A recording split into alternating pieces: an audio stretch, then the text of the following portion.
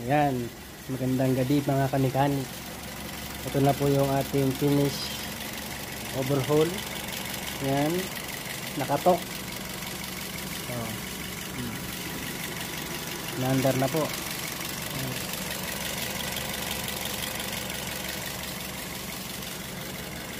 Ayan, ito tayo. Salamat po Lord.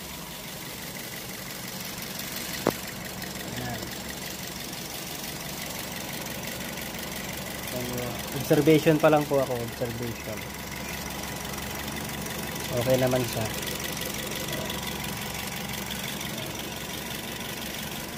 Observation tayo. Yan, nagmatic yung kanyang axle fan.